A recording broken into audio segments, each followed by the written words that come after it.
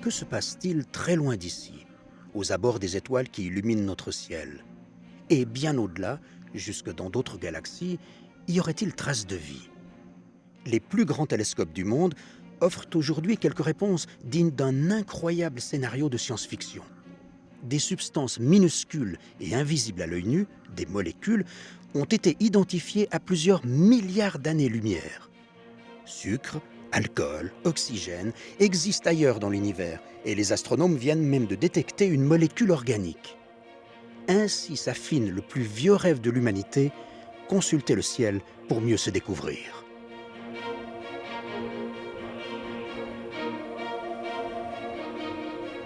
C'est dans le désert d'Atacama, au Chili, que l'ESO, l'Observatoire européen austral, a placé de gigantesques télescopes.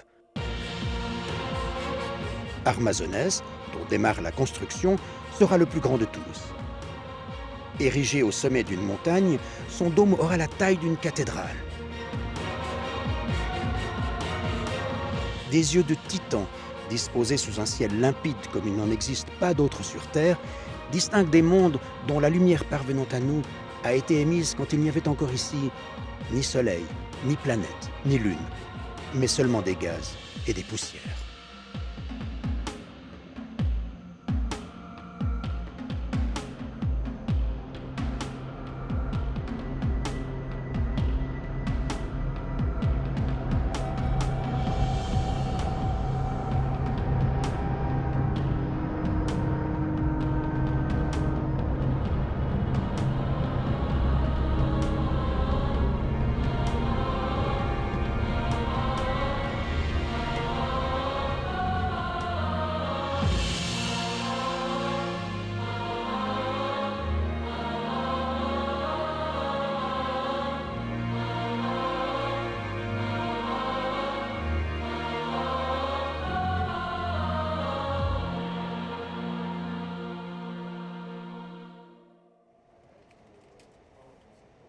La passion-vocation qui habite la plupart des astronomes compte pour beaucoup dans l'avancée rapide de notre connaissance du ciel. Georges Mélan, professeur d'astrophysique à l'EPFL à Lausanne, est l'un de ses ardents contributeurs. Dès ma plus tendre enfance, quand nous allions en vacances en Valais, à Arolla, mes parents, le soir, nous montraient très souvent les constellations.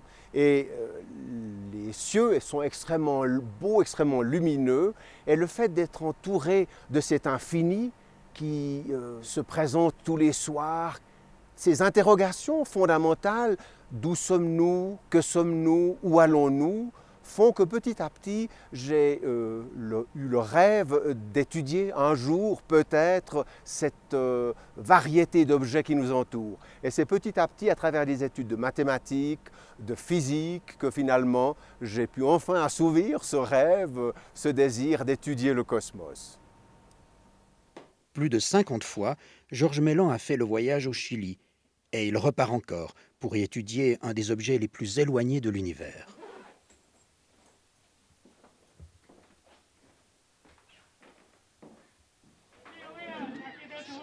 Le point de départ de la route vers les grands télescopes est Antofagasta, sur la côte pacifique chilienne.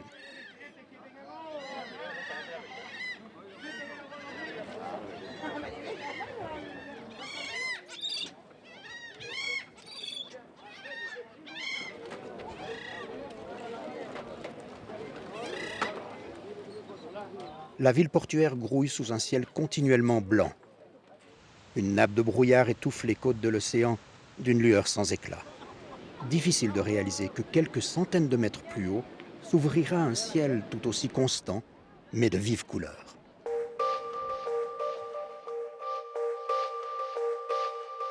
Le bleu profond du ciel. Il a surgi d'un coup le long d'une route aux pentes pourtant guère abruptes. À un jet de pierre de la côte commence le désert d'Atacama, planète sans pluie. Quelques maigres pousses desséchées, aucun arbre, pas un oiseau, ou alors quelques migrateurs sans escale. Au sol, peu d'insectes, pas de serpents, ni vie, ni mort. Seuls des morts de passage, accidentés de la route, auxquels des mains absentes dédient de petits chalets mausolées au bord de la panaméricaine.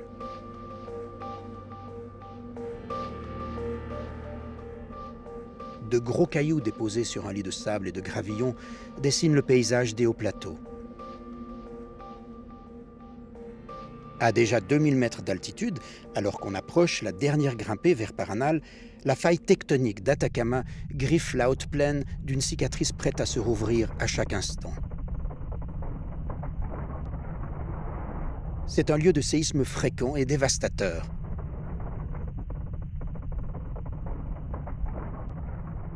Les télescopes, fixés plus haut sur les sommets, ont été conçus pour résister aux tremblements de terre les plus violents.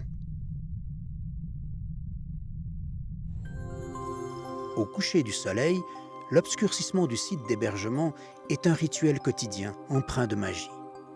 Un jardin tropical a été planté sous la coupole, oasis d'artifice arrachée à la rigueur du désert. Lentement, il va faire place à la nuit. Ici, quand le rideau se baisse, un spectacle commence.